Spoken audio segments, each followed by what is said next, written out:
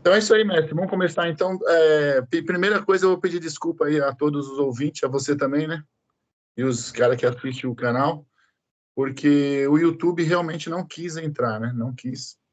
E de todo jeito eu colocava lá, falava encerrar sessão, tentar novamente. E então, logo, logo, depois eu vou colocar, subir lá na plataforma. Obrigado pela participação, mestre. Tá me vendo agora? Tô sim, mano. Você tá me ouvindo? Tá me vendo? Tá tudo certo aí? Tô ouvindo bem. Então, Michel, eu sou um grande fã seu há muitos anos já, né? Não é de hoje, desde a década de 90. Desde o Souza Lima, lá, quando eu via você lá.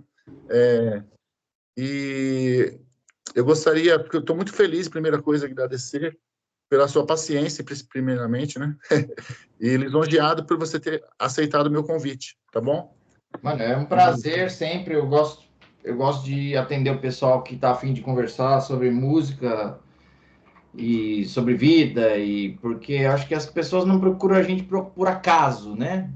Não procuram a Exatamente. gente por questões assim que seriam residuais, ou não procuram a gente por perfumaria. Acho que é uma necessidade que é criada para ter um diálogo, e eu acho que o encontro e o diálogo ele serve para abrir portas de vida, né? Então, sem querer ser grandioso ou nada assim, não é porque eu acho que as coisas que a gente acaba pegando numa conversa não são tipo o grande túnel enorme luminoso, não, às vezes é uma fresta de luz ali, sabe? Exatamente. Porque nessa sociabilidade não existe o tal túnel enorme. Ele existe para quem, enfim, para quem não tem, nunca passou necessidades materiais. Agora, quem nasceu e está numa condição de ter que trabalhar para viver, essas pessoas vivem de frestas, de oportunidades, de percepções, etc. É verdade. Eu vejo isso em você, a humanidade, né? É muito importante a gente. Eu acredito muito que naquela frase budista que o pessoal fala, somos um, né? Uhum. Então, tá Claro, todo mundo no mesmo aquário. é, E, assim, o seu trabalho, os dois últimos trabalhos recentes sim, que você gravou foi o Pira e foi o Portal. isso. Como é que você, é o processo de composição desse trabalho? Nesses dois trabalhos, por exemplo, no portal, eu lancei em novembro de 23, né?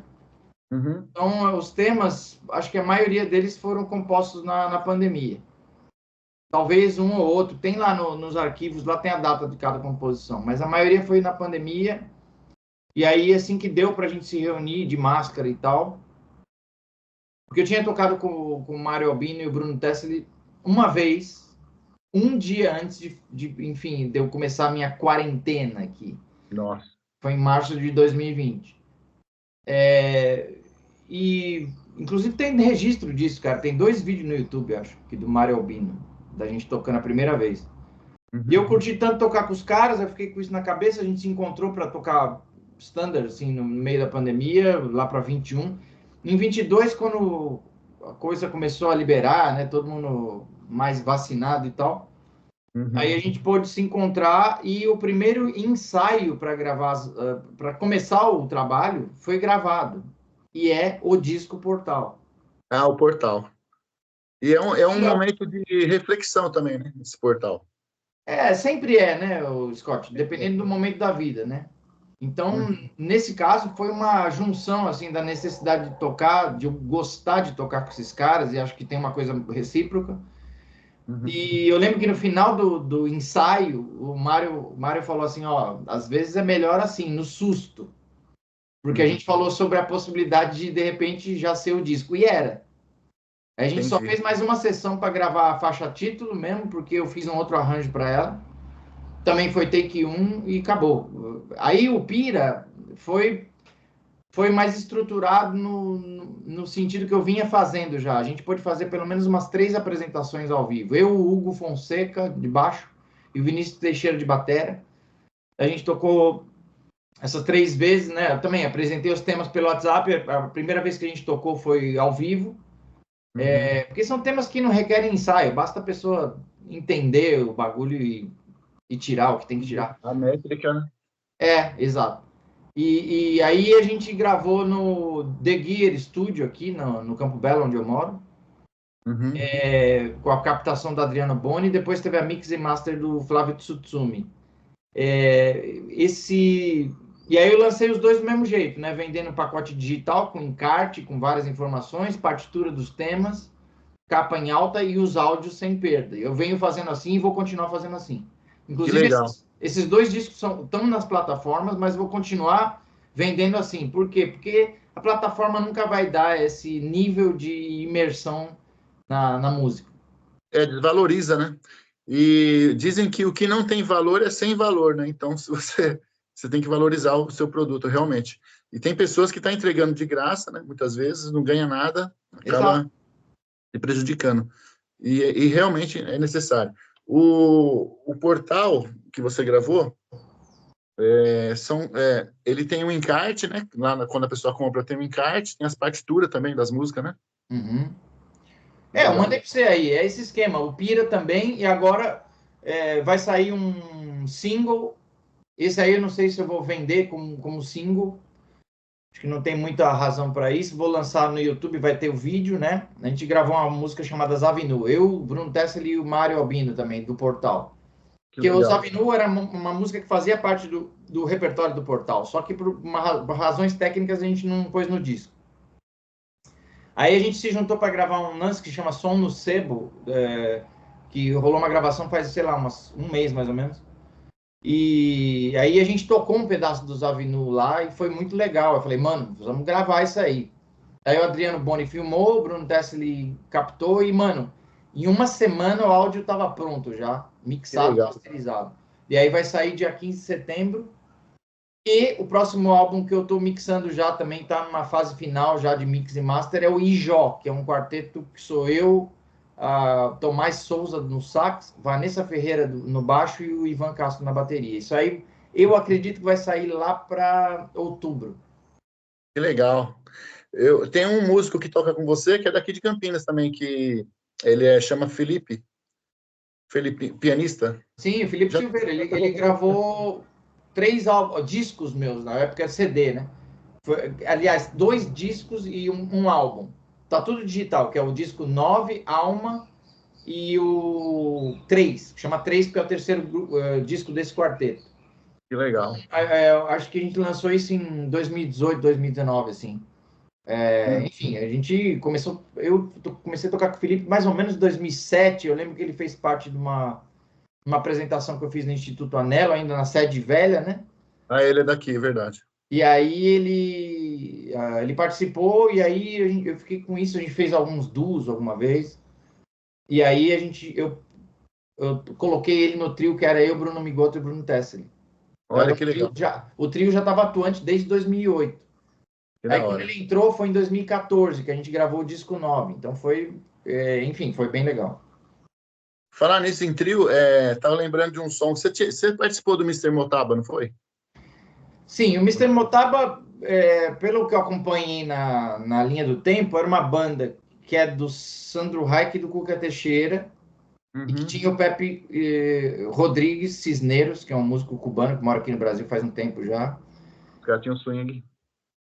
Mano, não, esse cara é profundo. Tem a questão rítmica profunda, mas tem a questão harmônica, o lance da composição. Esse cara é um dos caras mais profundos que eu já toquei junto. Sabe, eu lembro de tem ecos ainda de coisas que ele falou, de sons que a gente fez. Então, é um cara muito querido. E aí, o primeiro disco que eles foram lançar, enfim, eu comecei a tocar no Sanja Jazz Bar e eu tocava numa terça-feira lá. E aí o Sandro e o Cuca frequentavam lá e, enfim, teve uma conversação entre eles e o David Richards lá e eles entraram no grupo, mudou o grupo. Aí ficou eu, o Sandro Cuca e o David Richards. Muitas vezes foi o Wilson Teixeira a tocar no lugar do David. O Thiago do Espírito Santo também chegou a participar? Não, ele dava Não. canja só nessa época, mas Ah, esse grupo que começou a tocar com o David Richards, os caras me conheceram, a gente tocava nessas terças, e aí o Sandro me chamou para participar da última faixa, talvez, que eles gravaram. legal. Então aí foi Speed Racer, né? Eu só gravei o solo lá, as outras guitarras é tudo Sandro. Uhum. E depois disso aí eu entrei na banda, E aí mudou bastante o som, eu já estava tocando com guitarra acústica e tal, com som limpo, né? E aí lançou um outro que é um Motaba ao vivo, e tem um outro que gostaria muito que saísse, que é um Motaba que a gente gravou em 2003. Que E da hora. O Pepe fazia as músicas no órgão Gambit, no Nossa, quintal lá do estúdio do Sandro, e chegava com as músicas e a gente tocava. Eu também apresentei umas 2 ou 3 músicas, e a gente gravou, assim, umas 4 madrugadas isso aí. Foi um processo bem legal. foi mesmo. Aí realmente aquele som dá para sentir. Quando você ouve, você vê que é a alegria de tocar ali, né? Tem um som mais feliz, assim, algumas músicas bem pra frente. É, é que as músicas acabam refletindo o momento, é um negócio totalmente complexo, porque na hora que É, você compõe, você tem um clima que você quer dar para aquilo. Só que na hora que você toca em grupo, a coisa expande de um jeito que é, a surpresa é sempre positiva e ela estoura para um monte de lados, entendeu? Então, às vezes, você faz uma música que seria mais uma certa conotação, na hora que você vai tocar, supera a sua expectativa, porque a força do coletivo é brutal. Nós somos humanos, né? Como você falou, a questão é, humanitária e tal. Além dos rótulos, que são sempre absorvidos por quem quer que a gente continue como escravo nessa porra, além uhum, desses rótulos, tem essas questões que a gente precisa sempre limpar a mente e trazer, porque, cara, nós somos humanos, nós somos animais, bichos sociais.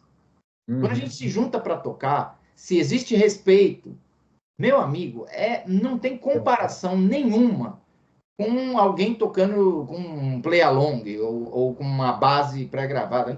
Nunca terá. Sei que é óbvio Verdade. isso, mas é o convite que se faz, porque tem gente que talvez não tenha experimentado essa coisa de tocar com outro ser humano. E eu recomendo muito, recomendo muito. Isso é verdade mesmo. Outro sentimento, né? Você tem surpresas muitas vezes, né?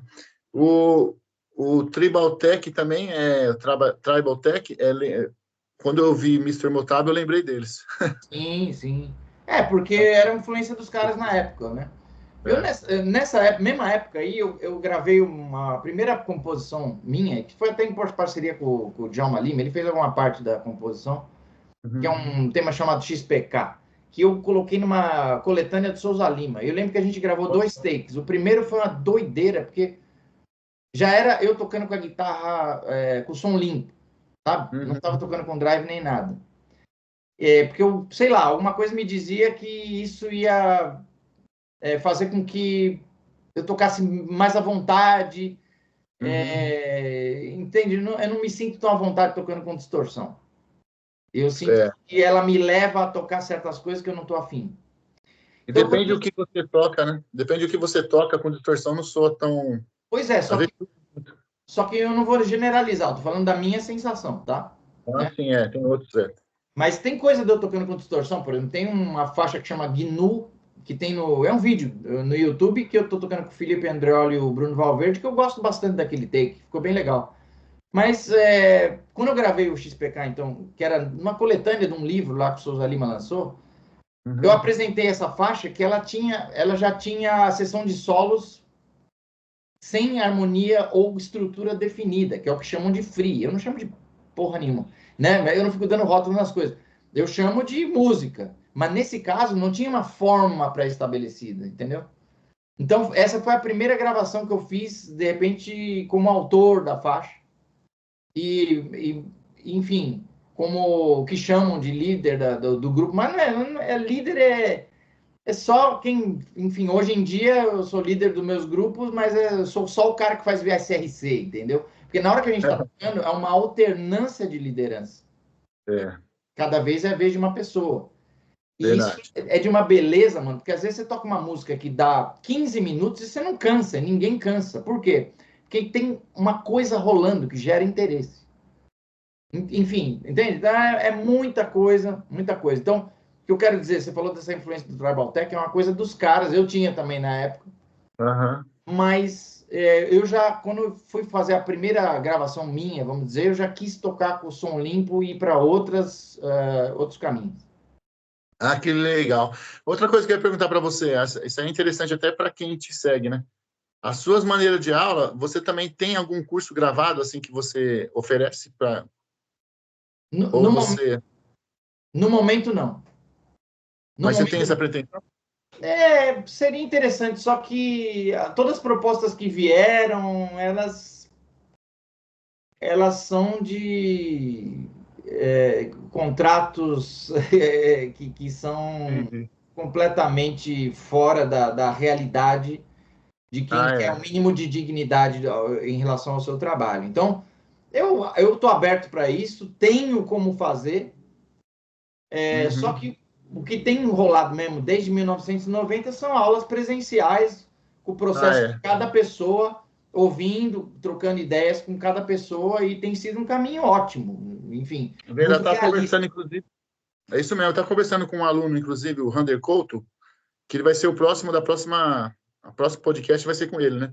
Ele é aluno do Mozart Mello também, acho que deve ter estudado algumas coisas com você também. O Rander Couto, ele fala que nos cursos online do Mozart Mello, por exemplo, ele falou assim que ele foi o único que conseguiu concluir, porque parece que o pessoal não estuda, o pessoal compra o curso e guarda, né? Aí não. É uma complexidade, só que eu acho que seria importante ter essa abertura também, mas o que se apresentou até hoje, eu digo não, e se é para ter, tem que ser uma coisa decente para ambos os lados, entendeu? Então, Ah, com certeza. Ou senão você fazer por conta própria, né? também, cara, mas a vida é tão doida, porque Tempo não. veja, cada um tem uma visão de mundo, cada pessoa vê o mundo a partir do seu ângulo de visão, vamos dizer. É E verdade. o que eu tenho feito, mano, tudo é para tocar, entendeu? Então, tudo é para eu tocar ao vivo, tocar com pessoas, tocar com gente assistindo. Então, dá para fazer um curso online, dá para preparar um lance sem você, inclusive, se meter na estética das pessoas. É, fazer o pessoal tocar também. Não, você dá a informação e a pessoa vai montar o Lego dela como for, porque em matéria da realização artística, Scott, você tá ligado que você estuda um troço e o jeito que ele sai não é exatamente aplicação. Entende? Exatamente. Isso é coisa do ensino norte-americano que os caras estão reproduzindo aqui e piorando, né? Enfim, tem várias coisas É, para falar sobre isso, mas tem uma crítica aí que já está excessivamente publicada em outras entrevistas.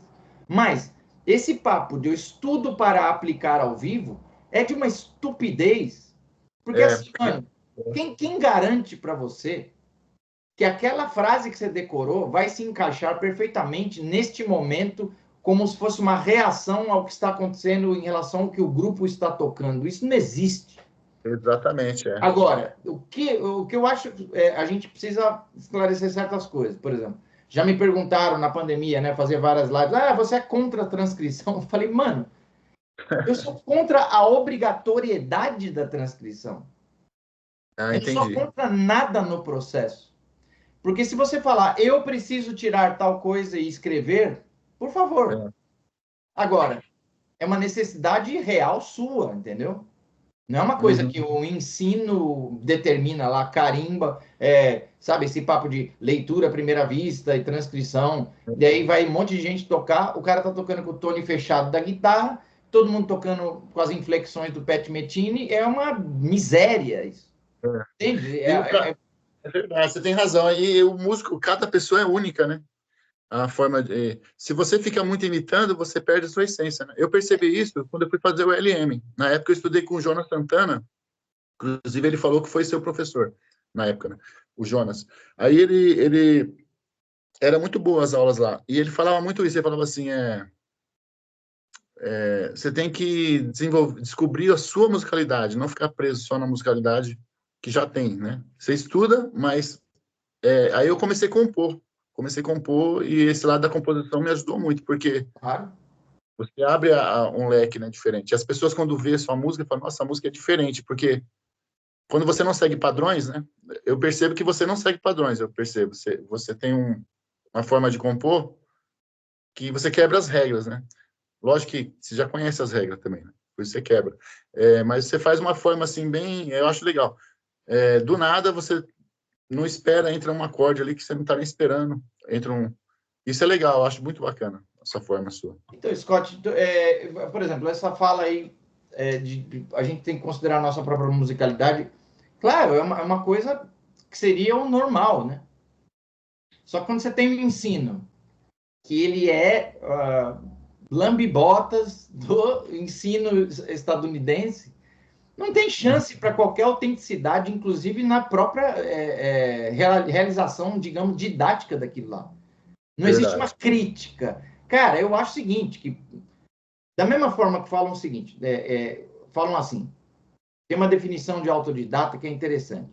Autodidata não é o cara que aprende sozinho, é a pessoa que aprende de várias fontes.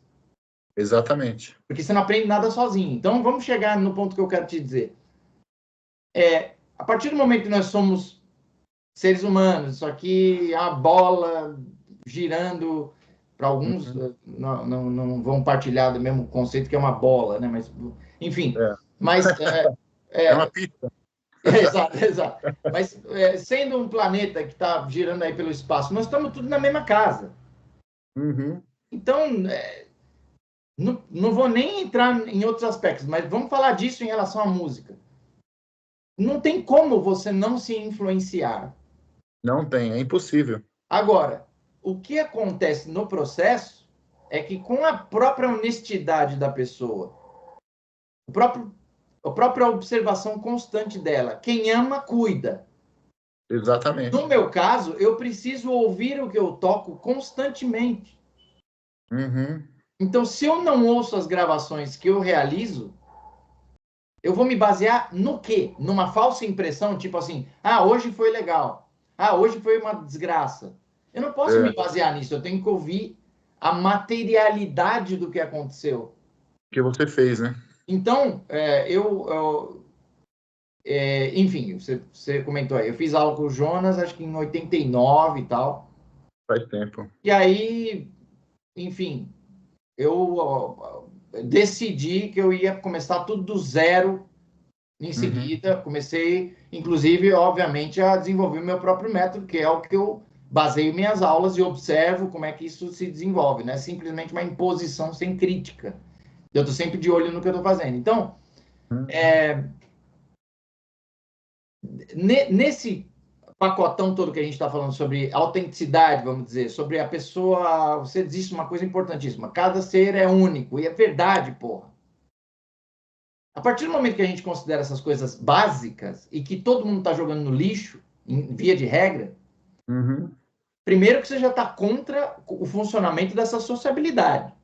Exatamente. Porque a partir do momento que você é um cara que exibe a mínima autenticidade e sem pensar nisso, simplesmente você está tocando e as coisas saem. Porque você está vindo de um processo de honestidade, de autoobservação, de ouvir as pessoas, de ouvir o grupo, enfim. Só por isso você vai ser odiado. Verdade. Por quê? Se você não é um cover do cara da moda, você não existe e mais, você merece ser eliminado na cabeça dessas pessoas. Exatamente. Aí o ódio. Então, mano, o que eu venho observando é isso. E isso, por exemplo, acaba determinando um monte de coisa na minha vida, porque eu prefiro conversar com você aqui do que armar uma reunião com alguém que vai me dar certa visibilidade em algum âmbito que vai acabar com a música. Entende? A sua música, você fala. Não, acabar com a música, com a possibilidade de acontecer alguma coisa decente. Porque quando tem certos meios, certas cortes da música instrumental, certos âmbitos de trampo, certos âmbitos de janelas, de certos eventos, que você vai ter que se adaptar. Por exemplo, faz aí um tributo a não sei quem. Eu não vou fazer tributo, foda-se. Entende o que eu estou dizendo? Entendo. Então, quando você tem momentos para ceder, só que eu não cedo em relação à música. Por exemplo, se fecha um trampo para mim, tem um cachê, eu falo, o que tem que ser? Vai ser tal entrada, tantas entradas e tocar baixinho. Beleza, cara. Eu trabalho também, não tem problema. Só que na hora de tocar o som, na hora que você vai tocar um som autoral, ou mesmo standards, ou seja lá o repertório, independente do gênero, Se vai ter alguém ali falando, ó, sorri mais. Se vai ter ali alguém falando, ó, faz solos mais curtos. Ou, bicho, aí você É acaba com horrível, a né? música. Você acaba É com a horrível. música. Então eu acho o seguinte, se é para jogar o jogo, paguem.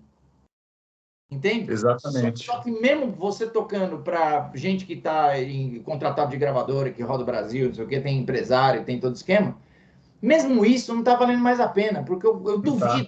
duvido que o cachê de show seja o que eu recebia, por exemplo, tocando com o Fábio Júnior em 97 até 2001, que eram duas tabelas da Ordem dos Músicos. Será que Uhum. alguém está ganhando duas tabelas? Enfim, eu não discuto a Ordem dos Músicos, nem sei o que acontece lá. Aham. Boa sorte a todos e todas. Mas isto era um padrão que regulava alguma coisa antes. Uhum. Hoje já não tem isso mais. Hoje não mais, e não estou nem lamentando isso. É absolutamente complexo esse papo. Não vou entrar nesse papo. Uhum. Primeiro porque eu não sei nem o que está acontecendo. Mas eu posso falar do que acontecia antes. Aham. Se há 20 e tantos anos atrás existia uma tabela, hoje não existe mais nada. Então, Verdade. tem cara que entra numa porra de um ônibus na sexta-feira e volta na segunda-feira de manhã. E se essa pessoa for fazer as contas por hora disponibilizada para esse trabalho, essa pessoa vai perceber que é pior do que dar aula nessas escolas que pagam 20%. Exatamente, verdade. Aconteceu isso comigo. Eu fui tocar com uma banda, né? Não vou falar o nome da banda para não pegar mal, Claro. mas essa banda, o cara teve a audácia de falar para mim assim: você ganha mais tocando com nós do que dando aula na escola, só porque eles faziam show todo dia quase. Então eu falei: pelo contrário, eu fico 12 horas na estrada com vocês, eu ganho um cachê, acho que um terço, ó, talvez um mínimo do que. Se eu desse aula o dia inteiro, por exemplo, eu cobro não muito caro, né? Eu cobro 250 mensais, vamos dizer assim. Mas se eu der 10 horas de aula num dia, eu tenho 2.500, né? Mensal, no caso, né?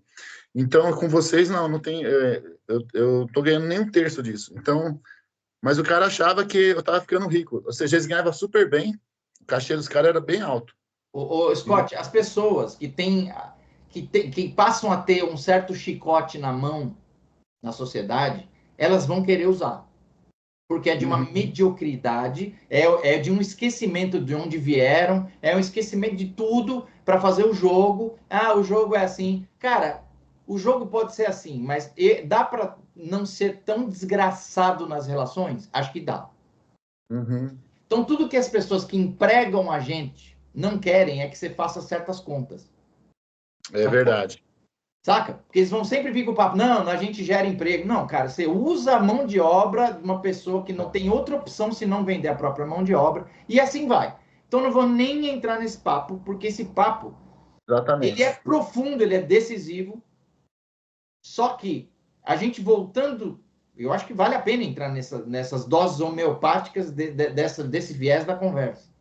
Uhum. Porque não é uma questão só política, é uma questão também de como se dá a nossa sobrevivência como musicista, Certeza. entendeu? Então é um negócio muito, muito antes de uma pessoa se encaixar na gritaria X que está rolando agora, que é só gritaria, e quanto mais estúpido, quanto mais curtas forem as frases que você falar, melhor. Esse tipo de coisa é velho, mano. Isso é velho. Exatamente. Então, se a gente mantém a lucidez e acaba se relacionando com gente que é possível, tem como a gente Uhum. circular nesse mundo aqui sem É. ser um desgraçado na hora de dividir o pão e Uhum. sem ser servil na hora de trabalhar. Verdade. Certo? Esse é o papo. Agora, voltando na música, e essa é uma discussão que não é fixa, isso é cada um com a sua realidade, cada um na sua cidade, no seu bairro. São cálculos Uhum. diferentes, essa é a complexidade, entendeu? Eu entendo. Não dá para perder isso de vista. Então, voltando para a música, a questão da autenticidade, eu não vou falar para você aqui, eu sou isso, eu sou aquilo. Não, cara, eu acompanho meu processo, eu sei das coisas que eu preciso melhorar. Se eu ouvir melhor ainda, se eu ouvir de novo, eu vou sacar outras coisas que eu preciso melhorar. Eu vivo assim. E você, o que você faz, já fala o que você é, né? Não precisa falar. A sua Pois própria é, ação. E pois eu é. admiro isso em você. Eu admiro isso em você porque eu falo assim, poxa, o Michel Leme podia ser mais um músico freelance de um sertanejo ou de algum cara aí, mas ele resolveu abrir o caminho da musicalidade dele, assim, na música instrumental. E você consegue, eu vejo, eu fico feliz de ver, né? Toda semana tem anúncio de show seu, tem isso, tem aquilo, você está sempre trabalhando. Isso eu acho bonito, porque. E também não é fácil, né? Mas você conseguiu fazer virar realidade aquilo que você acredita, né? Que é a sua música. Isso é legal. Eu agradeço muito por essa observação, Scott, porque você não está falando só de mim. De E fato, sim, isso aí, quando a gente fala dessas coisas, isso é tipo uma bomba que explode por tudo quanto é lado. Só que essa bomba não é a que destrói, é a que constrói, que ilumina. Quando exatamente. você fala isso, se tiver uma pessoa de 13, 14 anos que está ouvindo isso, ela fala: opa, tem alguma coisa aí. Eu vou te falar, uma Verdade. vez meu irmão, ele tem 10 anos a mais que eu acompanhava ele tocou bastante na noite um tempo, Uhum. e eu acompanhava, eu tinha, sei lá, 10 anos, e aí ele tava tocando num lugar aí, não sei se era Santana, aí eu fui num bar do lado, tinha um cara tocando com uma Ibanez, com Olha. Fat Rose e tal, e tocando tico-tico no fubá, com distorção e no mó Olha. pau. O nome desse, Tararararam. o nome desse cara é Flávio Lara. Sempre que eu lembro dessa história, por que eu estou falando dessa história? A história não interessa só as pessoas que a gente está falando. Para mim interessa porque é uma questão afetiva. Mas para quem está nos Uhum. ouvindo, esse cara, quando eu me deparei com esta cena, Mudou. eu falei, esse cara está me fazendo querer tocar melhor. Assim como quando eu ouvi, sei lá, Eat and Smile do David Lee Roth com o Steve Vai, lá em Aham. 85, eu falei, caramba, mano. Fiquei tentando desvendar alguma coisa, até hoje não entendo várias coisas que rolam ali. Mas, mano, aquilo é outra coisa que me fez querer tocar melhor. Me fez querer melhorar musicalmente, seguir alguma coisa. Assim como quando eu comecei a ouvir Coltrane, Wayne Shorter, Joe Henderson, Sonny Rollins, assim quando eu ouço Stravinsky ou Ravel, assim como eu ouvi, sei lá, coisas de Villa-Lobos, Toninho Horta, Delmiro e tanta gente, boa, Filó Machado, etc. Essas Nossa. pessoas sempre me fazem querer melhorar no que eu faço. Realmente. Então, veja, essa é a questão da nossa aldeia. A gente precisa de outros seres humanos. Ninguém vai sobreviver isolado. Embora o sistema esteja falando isso, né? Ficar em casa apostando nesses jogos desgraçados que estão tirando grana de milhares de famílias, milhões de famílias, e acha que vai vencer sozinho. O que é vencer? Para eu vencer, alguém tem que perder. Então eu não É, quero. Entende? Então, veja como está tudo muito imbricado, está tudo muito é. ligado. Então, Se quando a gente você, fala. é verdade, se você ficar numa guerra aí com o outro, você vai estar guerreando contra você mesmo, né? Claro, mano, se, cara, você vem estudar comigo, aí eu vejo, pô, esse cara é meu concorrente, então eu vou segurar as coisas. Mano, isso é de uma loucura e de Nada a uma ver. falta de realidade completa. Sabe por quê? Eu vou explicar. Eu vou Verdade. dar minha visão. Se você vem estudar comigo, ou qualquer pessoa vem estudar comigo, minha cabeça é, deixa eu ferramentar essa pessoa. Por quê? Porque era isso que eu queria quando eu comecei a estudar. Nem todo mundo tinha método para isso. E tá tudo bem, Realmente. tudo bem. Mas eu quero ferramentar essas pessoas. A partir do momento que essa pessoa pega as ferramentas, os recursos, e ela ouve eu tocando na aula, ela vai falar, porra, esse cara tá tocando esses bagulho, eu tô ouvindo aqui, ó. Tô ouvindo esses trecos fluírem aí de alguma forma. Por Uhum. isso que, cara, na aula eu preciso tocar, porque é como você falou, resumidamente, a prática é o critério da verdade. Verdade. Ferramentas. Então, se eu ferramento a pessoa, e não é só isso, não vou só trabalhar com escalas, arpejos, não, isso é importante. Só que aí a gente toca junto o repertório, e a gente toca junto um repertório que é possível dessa pessoa assimilar naquele momento. Então, se a pessoa estava tocando rock, eu não vou dar Dona Lee para ela tocar, eu não vou dar Alton Leaves para ela tocar, não vou dar Blue Bossa para ela tocar. Eu vou partir, sabe do quê? Eu vou partir de Little Sunflower, que tem 3 acordes.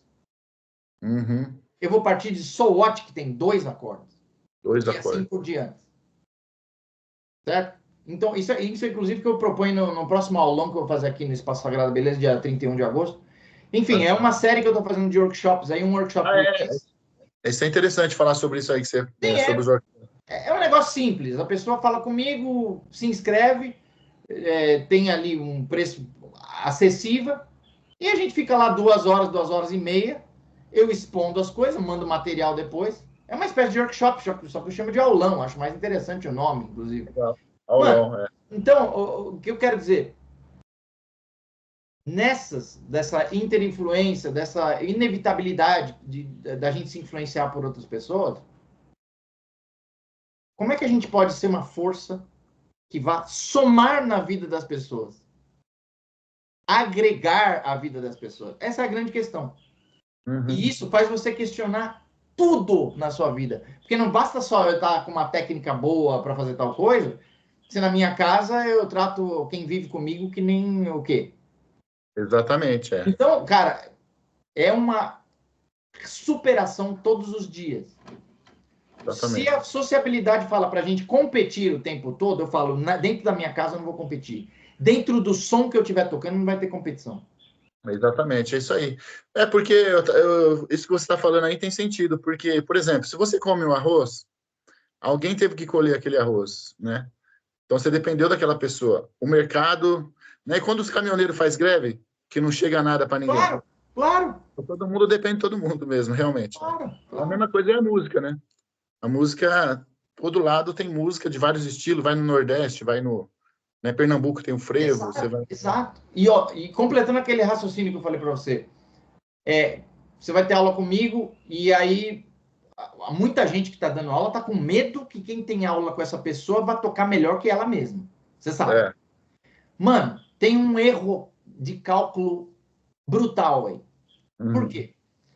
Quem está fazendo um negócio há 30 anos, 40 anos, cara, se a pessoa ainda tem saúde para tocar, ela tá num veio ali que não dá nem para você brincar. Exatamente. Então, é preciso ferramentar as pessoas com o máximo de transparência, generosidade, troca e crítica também, mas não crítica ao que a pessoa está fazendo propriamente de um jeito horrível que as pessoas fazem. Não, ter crítica. Não, ter crítica, por exemplo, falar para a pessoa, ó, pelo que eu estou percebendo que você está tocando, vamos por aqui agora. E eu sugiro, ao invés de impor, entendeu? Não pode pôr, é verdade. Então, qual é a doideira de uma pessoa achar que a outra vai tocar melhor que ela? Cara, primeiro, dependendo do que for, Scott, você vai tocar melhor do que eu aquilo. Não tem jeito. Cada um. Esse dia eu falei com uma pessoa sobre isso, acho que foi com o Miguel Mega que eu estava falando, que fala, por exemplo, o Steve Vai, ele tem o estilo dele, mas se pegar um Dominguinhos, por exemplo, né? O Steve Vai tocar, já vai ter uma dificuldade.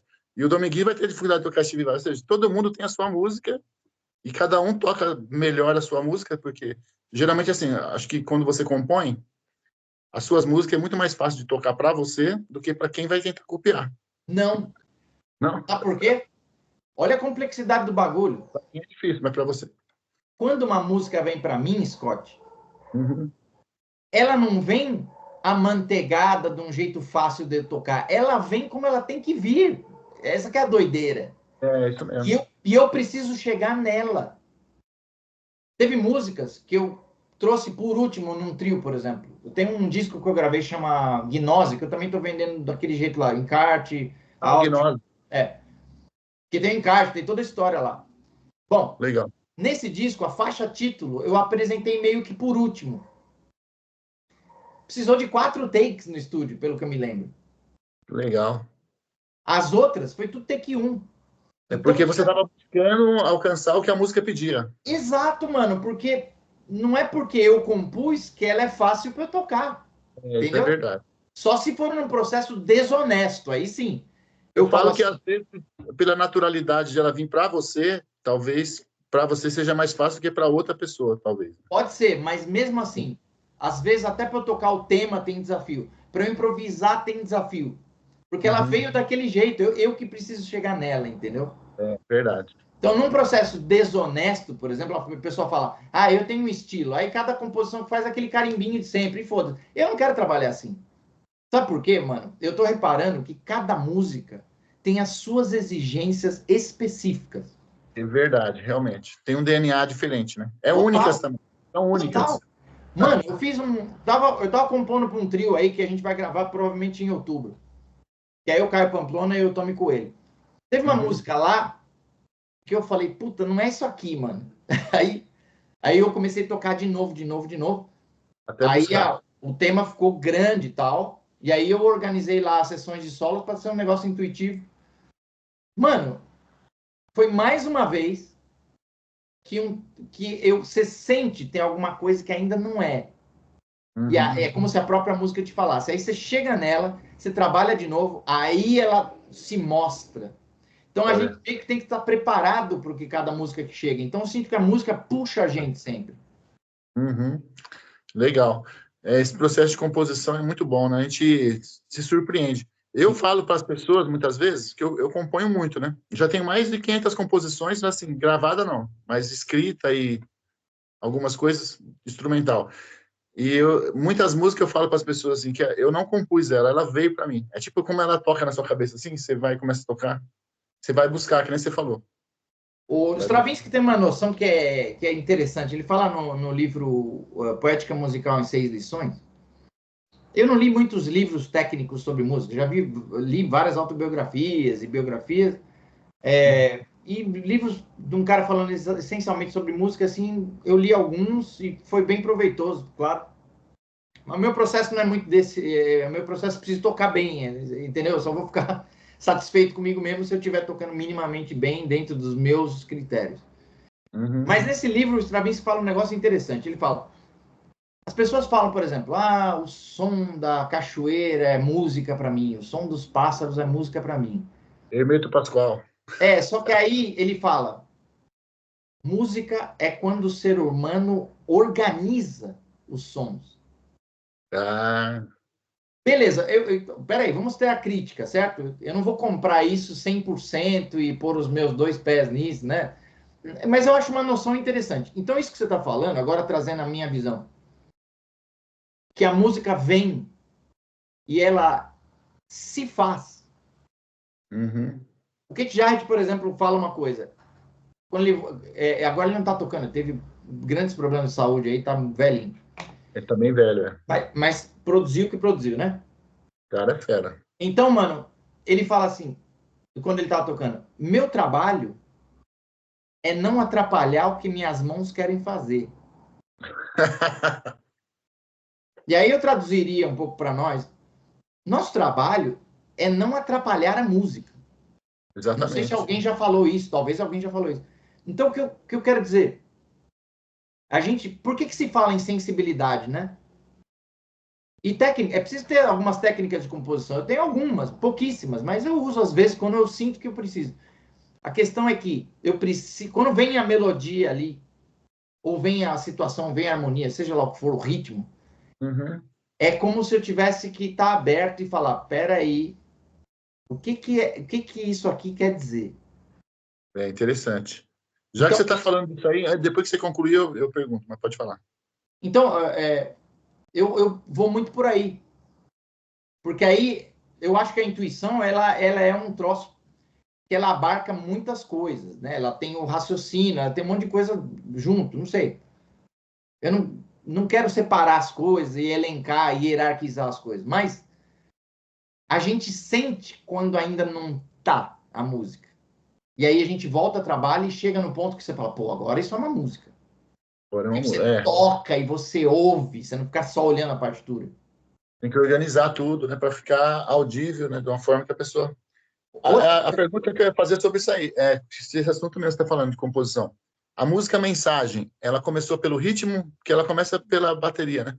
Ou começou não, pelo. de fato ela veio antes da pandemia. Eu tinha um trio com o Jonatas e o Richard, que tem 3 discos gravados. E veio uma melodia assim, ó.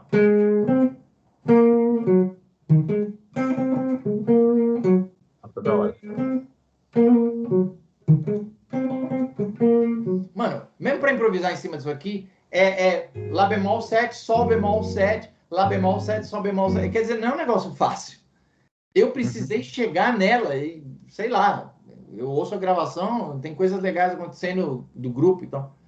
Mas sempre que eu volto a tocar essa música é um desafio, mano. Mesmo essa primeira parte.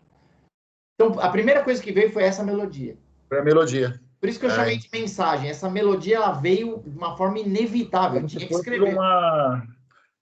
como fala os espíritas, né? Como se fosse um recebimento do... Pois e sem... Eu não fecharia, né, numa coisa ou outra, mas sem dúvida, essa imagem que você traz é perfeita. Porque você capta. O Chico Corea falava esse negócio. Você capta a música. Verdade. Às vezes você tá numa frequência, né? Você... mano. Assim, eu não tenho explicação para isso, tá? Mas a gente usa essas imagens. Então, o que eu quero dizer a gente precisa ficar esperto, mano, e muito honesto no processo para dar o que cada música pede.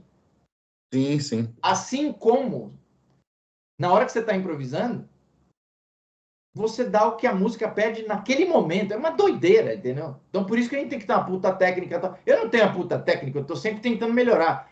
Mas o que é exigido da gente, mano, tocando, compondo, é sempre mais, mais, mais. Não tem fim, é de uma profundidade abissal, infinita. Quanto mais a gente sabe que sabe menos. Isso é, mano. Existe, A E o minha... legal isso que é legal da música, né? É divino, né?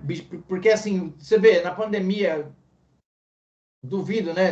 Até gente que já falou tanta merda sobre a profissão de músico, né? Músico é vagabundo. Aí tava lá falando, a música me salvou. Muito bem, A minha lembre mãe disso. sempre falava isso. Minha mãe sempre falava isso para mim. Minha mãe sempre falava, música é vagabundo. Mas por quê? Porque passa através dela, porque é um senso comum. O senso comum, ele é dirigido, cara. Entendeu? Ele é dirigido. Tanto é que tem várias frases que são de senso comum que são horríveis. E a gente Verdade. precisa quebrar isso através do raciocínio e através da percepção da realidade. Quem espera sempre alcança, né? Daí o Chico Buarque fala, quem espera nunca alcança. Pois é, mano. Agora, tem casos que a única coisa que você pode fazer é esperar. Então aí que tá. Não tem como a gente pregar leis imutáveis. O que a gente tem é princípios, saca? E os princípios, eles não são dogmas, eles não algemam a gente. O princípio liberta. Então, que cada pessoa percebe o que é princípio para si. É Né? verdade. E para as pessoas adquirir o seu trabalho, os seus trabalhos, como que elas fazem? Mano, eu tenho um site que é michelleme.com, minhas redes estão tudo lá. Quem quiser me encontrar no Instagram é Michel Leme Music, o meu YouTube também é Michel Leme Music. Aí a pessoa pode entrar em contato comigo direto, tem meu e-mail também que é michel@michelleme.com. Legal. E quem quiser adquirir as coisas, falar de aulas, falar de workshop, falar de shows, tem vários times que dá para eu levar por aí. No momento eu nem não sei quantos trabalhos autoral eu estou envolvido. De fato, deve ser mais de 6 grupos. Que legal. Então, é uma felicidade, né? Poder contar com essas pessoas e cada vez que saio para tocar é um prazer, enfim, é uma doideira, mas eu agradeço muito por isso. E eu tô aí aberto para quem quiser entrar em contato. Esses dias você fez um show com a Abel, né? Sim, Abel... Cardoso. Como que é o seu nome? Abel o quê? Cardoso. Cardoso. O cara é fera, né, também, né? Aquele lá. É um cara Grande. queridíssimo e uma história de vida, uma família incrível e a gente foi tocar e sabe quando uma pessoa, por exemplo, ele tá me acompanhando, nada do que ele faz chega para mim como uma intervenção negativa que me atrapalha, entende? Nada. Legal, uma conversa, né? Uma conversação. Mano, E aí você fala, pô, mas seria tão tranquilo isso? Pois é, se não fosse a questão da competição. É, Eu toco com pessoas que não têm competição. mas isso que é bom, né? É demais, mano, porque aí é uma troca. É lógico que vai ter sugestões no meio do som, certas provocações, mas nunca uma coisa hostil. Sempre uma Tudo coisa de amizade, de convívio. para estimular a música mesmo, né? Exatamente, mano. Exatamente. É isso aí. E no caso, o seu último álbum é o Pira, então, ou é o Portal? O lançado é o Pira. Agora, porque o Portal saiu em novembro, o Pira saiu agora, esse mês aí, sei lá, no começo de agosto. Mas eu já estava vendendo ele nesse formato aí de pacote digital. Eu vou fazer a mesma coisa com o Ijó, que, como eu falei, já está na fase final de mix e master. E, enfim, poder contar com esses parceiros aí, né? O The Gear Studio foi importantíssimo, o Adriano Boni, que é do estúdio do Boni, que está no Instagram também. Todo o pessoal está no Instagram, né? Dá fácil achar. Poder contar com o Flávio Tsutsumi, que é um parceiraço, começou a gravar comigo em 2008, tá mixando meus discos até hoje, alguns. Legal. Poder contar com o Bruno Tessli, que abriu lá o estúdio dele para nos receber, o Tata Studio, e gravamos o Portal lá, ele mixou e masterizou, assim como esse single que vai sair, os Avinu, assim como o pessoal da Musical Express, que é da Dario, que as cordas que eu uso, o Willie Ash, que é a guitarra, essa guitarra nova aqui, que é modelo M3. Olha que legal. Essa é modelo Michel Leme, essa daí? A gente chama de M3. Eu desenhei isso aqui no Paint, sabe? Da hora, mano. Esse contorno aqui. Aí chegou um momento que eles falaram, não, tá legal, e passaram pro gabarito. É o William Chitro, que é o luthier. As correias RCK, que é Rocker Straps, a correia bonita pra caramba, mas muito boa. E dá para adquirir esse material também? Sim, mano, eles estão todos no Instagram, hein? A guitarra também tá à venda, é só encomendar lá com o William. É bom saber. A Willie Ash Custom Guitar.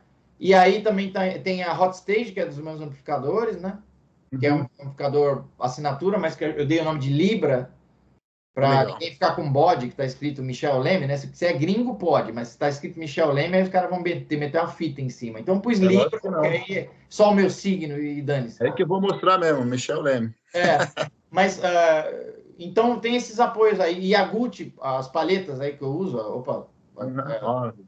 Legal. Essa aqui é 2 milímetros, essa aqui. É tua mesmo, personalizada. Eu faço. Agora eu tô com uma outra ilustração que é 1971, que é o meu ano de nascimento. Enfim, eu vou fazendo as coisas. E são parceiros importantes, mano, porque a única coisa gringa que eu tô usando são as válvulas que vem no da Hot Stage e as cordas da Dario, mano. O resto é tudo feito no Brasil. E o gringo não é patrocinado, né? Então, eu tenho contrato com a da Dario não com a da Dario, eu tenho contrato com a Musical Express. Que legal. Faz esse apoio com as cordas da Dario, entendeu? Mano, eu comprava coisa na Musical, era uma loja de rua, na São João, eu tinha 13 anos e ia lá comprar corda, olha que doideira. E até hoje você vai lá pegar. Cara, tem a Andréia lá, a querida que me atendia no balcão, cara. Até hoje ela tá lá. Antes de terminar nosso papo, eu queria falar uma coisa aqui, porque senão ele vai ficar muito chateado comigo, que ele falou assim, fala de mim lá pro Michel, na live, eu quero ver. O Éder Borges, que mandou uma música para você que ele compôs, sim. Ele conta a história dele aqui rapidinho. Ele era meu aluno na época em Suzano, quando eu morava em Suzano. Isso foi, acho que, não sei se foi em 99 ou 2000, mas foi ali pro começo, né? Aí eu levei ele para assistir um show que estava tendo tinha muito workshop, toda semana tinha um workshop, masterclass ali no Souza Lima. Eu levei ele para assistir você, o Thiago e o Cuca. Eu não sei se tinha um saxofonista, não lembro. Eu sei que, cara, foi um show espetacular. O Éder virou os olhos e falou assim, cara, Scott, eu nunca vi um cara tocando daquele jeito. Ele ficou louco. Nossa. Aí ele mudou a forma de pensar. Aí eu sei que pouco tempo depois ele já estava com umas composição também. Aí ele falou, Baião que eu compus. Aí compôs cada música bonita que ele compunha. E tudo foi depois que ele viu o seu show, que ele falou, nossa, não sabia que era possível fazer isso com esse instrumento. Né? Ele ficou muito... Isso é muito importante, né? Um abração aí pro Éder. Ele teve aí no aulão sobre Blues Maior que eu fiz no fim do mês passado. Isso é muito importante. Isso encaixa, assim, sem esforço, com o que a gente estava falando desde o começo. Que é a questão da influência que a gente tem sobre as pessoas, né? Então você vê, por exemplo, aí tem um menino que ele vai numa feira da música e fala, autografa aqui um negócio para mim, e o cara fala para ele, não, dá um tempo, eu tô aqui com meus brothers. Quer dizer, o que esse cara tá plantando, né? Então eu acho que é aquela coisa decisiva, né, o Scott, da gente pensar, observar nossas experiências, observar a história, não repetir padrões desgraçados de pessoas horríveis, que toquem bem ou não, Verdade. dane-se, mas a gente, cara, a gente procurar minimamente, que é o mínimo, né? Ser forças a favor da música, trazer gente para música, incentivar as pessoas. Porque assim, mano, tem tanta gente que ouviu coisas terríveis de professores, Uhum. e elas desistiram de tocar música. E talvez isso ocasionou até doenças, porque, mano, sabe que a prática da música, ela mexe com o cérebro todo, né? Enfim, Exato. não precisamos nem ir muito longe. Agora, o próprio prazer de você estar envolvido num processo de aprender um instrumento, de melhorar, de começar a perceber a tua expressão, mano. Então a gente não pode privar as pessoas disso, a gente tem que incentivá-las.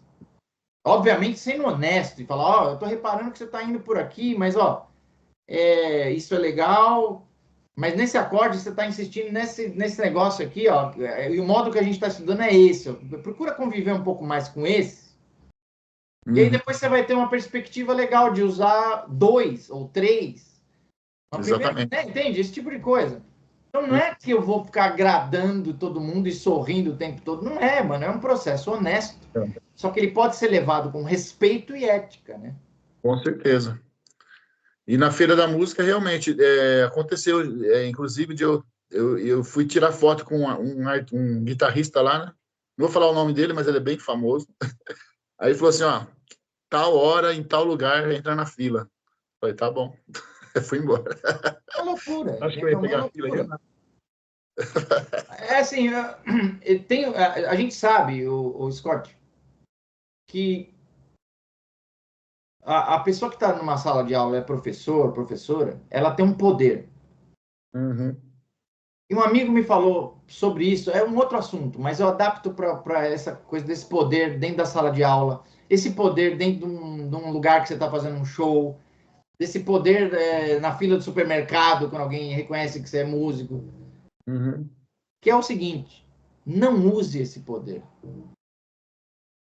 que é, vamos ter uma relação de igual para igual com as pessoas, entendeu? Exatamente. Só que nem todo mundo está disposto a isso, por quê? Porque não querem ser questionados, porque acreditaram numa coisa estúpida de viver dentro de uma redoma de vidro, ou pior, de se achar superior porque fez um curso de guitarra não sei onde lá fora, caralho.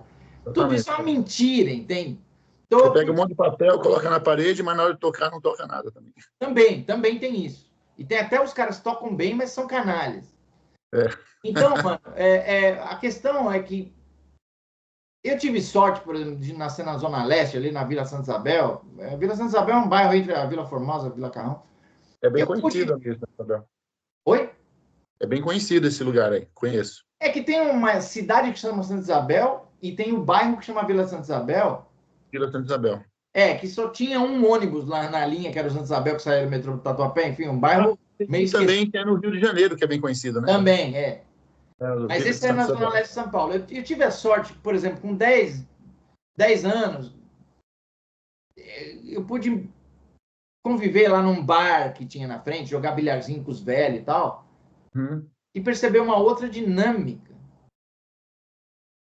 que é essa da, tipo assim, cara, tenha respeito, É, manja? a união dos caras, né? Não é tenha medo, tenha respeito. Uhum. Quando você tiver que falar alguma coisa, seja firme, mas sempre com respeito. E é uma coisa tão óbvia, só que, por exemplo, as redes sociais, não existe isso. Um cara chega para falar com você, mano, ele já chega atirando. Ah, tem uns Só que é. que olha a diferença, Scott. Se esse cara encontra você depois de um som que você está fazendo, ele não vai chegar desse jeito. Não vai, só pela Entendeu? rede.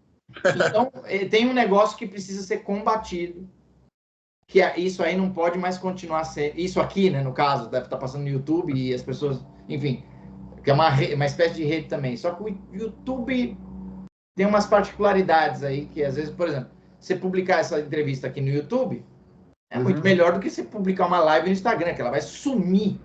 Com Ninguém vai ficar certeza. pesquisando teu feed para achar um troço que você fez hoje, daqui a É. um ano. Então tem uma Ah, vantagem. falar nisso, antes de fechar a live, eu queria que a live, entre aspas, né?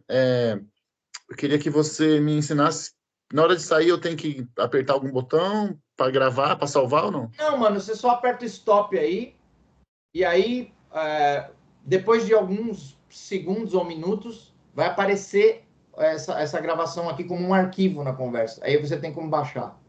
Ah, entendi. Sacou? Aperta Bom, encerrar a chamada. isso. E depois você fica de olho na nossa conversa que vai aparecer o arquivo ali. Tá bom. Sacou? Outra coisa. Então, as redes, embora... Cara, as pessoas que falam contra regularização qualquer, a sociedade tem leis pra cacete. Por que a internet não vai ter? Exatamente. Entendeu? Então é meio óbvio. Aí não dá pra gente ficar dando papo pra maluco e que tá surfando numa onda de extremismo. Dane-se. Tá bom. Eu acho que a gente precisa conversar com quem dá pra conversar. Então, essas relações, eu acho. E é importante falar disso. Nem sempre eu tenho a oportunidade de tocar nesse assunto. Foi legal que você trouxe. Uhum. Essa relação. Porra, você é musicista. Você tá lá num palco. A pessoa te vê diferente.